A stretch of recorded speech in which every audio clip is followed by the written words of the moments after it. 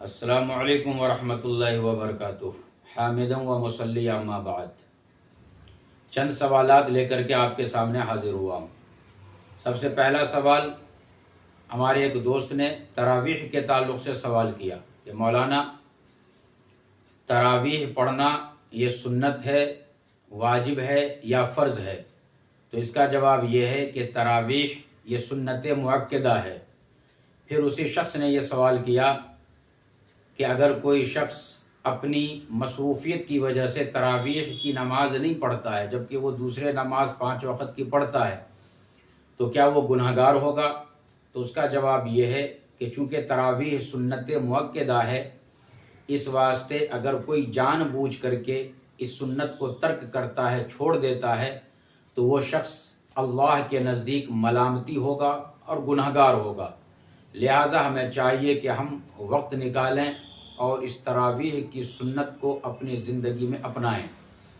پھر اسی شخص نے تیسرا سوال کیا کہ اگر ہم مصروفیت کی وجہ سے تراویح نہیں پڑھ پا رہے ہیں لیکن ہم الحمدللہ روزہ رکھتے ہیں تو کیا ہمارا روزہ صحیح ہوگا یا پھر مکروہ ہوگا؟ تو یاد رکھیے، تراویح الگ عبادت ہے اور روزہ یہ الگ عبادت ہے۔ اس دونوں عبادت کا ساتھ میں کوئی جوڑ نہیں ہے۔ تراویح آپ چھجائے کہ نہیں پڑھ رہے ہیں تو اس کا گناہ آپ کو ملے گا، لیکن تراویح نہ پڑھنے کی وجہ سے روزہ مکروہ ہوگا، ایسا خیال کرنا یہ صحیح نہیں ہے۔ روزہ آپ کا انشاءاللہ ہو جائے گا۔ پھر اس کے بعد عام طور پہ ایک اور سوال یہ کیا جاتا ہے کہ کان میں دوا ڈالنا یا تیل ڈالنا یہ کیسا ہے؟ یاد رکھیے، کان کے اندر اگر آپ نے دوا ڈال دیا ہے یا تیل ڈالا ہے تو ایسی صورت میں آپ کا روزہ ٹوٹ جائے گا، روزہ نہیں ہوگا۔ اور ایک صورت اور ہے کہ آپ پانی نہا رہے تھے، نہاتے نہاتے اچانک آپ کے کان کے اندر پانی چلا گیا، آپ نے جان بوجھ کر کے نہیں ڈالا ہے۔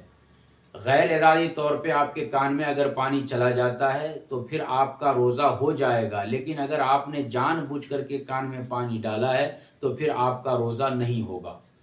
اسی طریقہ پر ناک میں اگر کسی شخص نے دوا ڈالا یا پھر پانی ڈالا تو دوا ڈالنے کی وجہ سے روزہ اس کا ٹوٹ جائے گا۔